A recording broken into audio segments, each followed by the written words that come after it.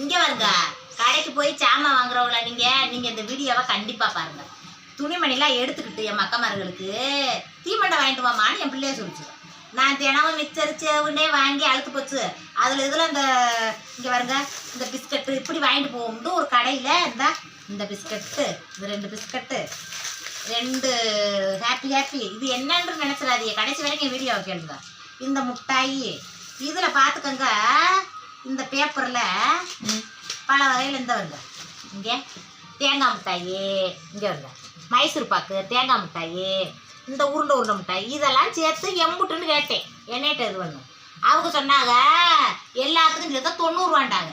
நல்லா கணக்கு பத்தியலாண்டேன். நல்லா கணக்கு பத்தியவா 90 ரூபாண்டாங்க.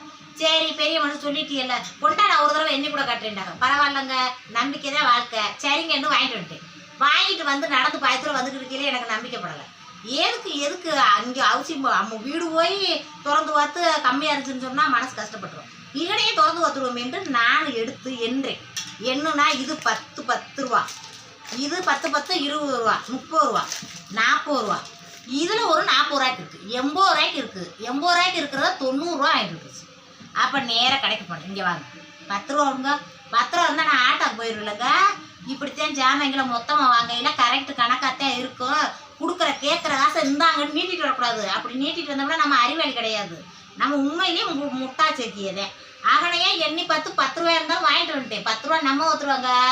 ரொம்ப கஷ்டப்படுறவங்கள்ட்டே அது தெரியும். வீட்டில் இருக்கிற பொம்பளையே ரொம்ப கவனமாக இருக்கணும். வீட்டில் புருஷன் ரொம்ப ஆடுபட்டு கஷ்டப்பட்டு உழைச்சி காசு கொண்டு வருவாங்க. அதை பக்குவமாக செலவழிக்கணும். அவன் பாட்டுக்கு காய்கறி கரண்டி இதை மட்டும் எல்லாத்துக்கும் மட்டும் கணக்கு 350 ரூபா, அப்படியே 350 ரூபாய் நீட்டக்கூடாது. கணக்கு போடுங்க அப்படின்னு கணக்கு ஒரு 10 நிமிஷம் ஆனாலும் பரவாயில்ல, கணக்கை கேட்டு அதுக்கப்புறமே வரணும் வீட்டுக்கு.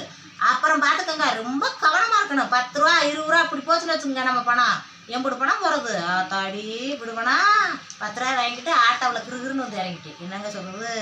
இன்னைக்கு பிடிச்சிருந்தா லைக் பண்ணுங்கள். என் குணமனம்லாம் நான் வாழ்கிற வாழ்க்கை முறையும் இருந்தாங்க சாப்பிடுங்க. நீங்கள் சொல்லுங்க. என் மக்கள் மாதிரி ரொம்ப நேரம் வெயிட் பண்ணுறாங்க.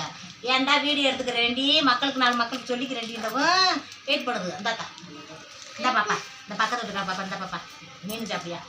சரிங்க மக்களே, நான் என் பிள்ளைகளுக்கு முட்டாயை கொடுத்து சந்தோஷப்படுறேன். நீங்கள் லைக் பண்ணுங்கள். லைக் பண்ணி சந்தோஷமாக வாழுங்க. என்னைய மாதிரி கருவுத்தியாக இருங்க. இந்த வயசு